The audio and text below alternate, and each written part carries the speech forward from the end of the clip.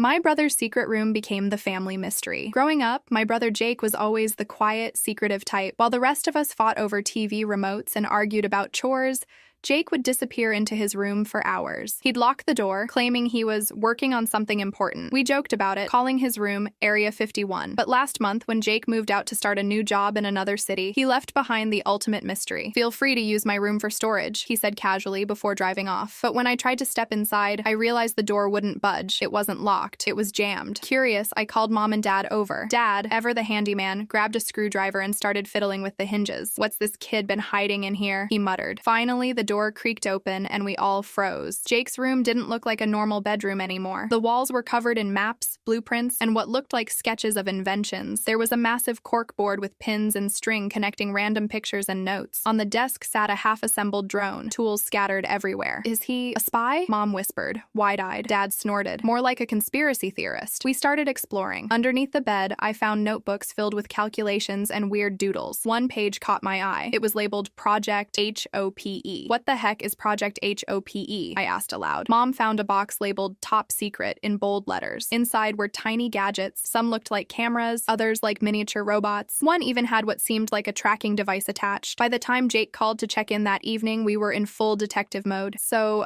what's with the secret lab you left behind?" I asked, trying to sound casual. There was a long pause on the line. Then Jake burst out laughing. "You finally found it, huh?" "Found what?" Mom demanded. "Are you working for the government?" No, Jake said, still laughing. "It's just my hobby. I've been building prototypes for an engineering competition. HOPE stands for Helping Others Through Practical Engineering. I didn't tell anyone because I didn't want to deal with questions if I failed." We all exchanged looks, half relieved and half impressed. "You could have just told us," Dad said. "And miss out on you guys thinking I'm a secret agent?" Jake teased. Now, every time we walk past Jake's old room, we call it the lab. It's empty now, but it still has that air of mystery. And honestly, I think Jake enjoyed giving us one last puzzle to solve.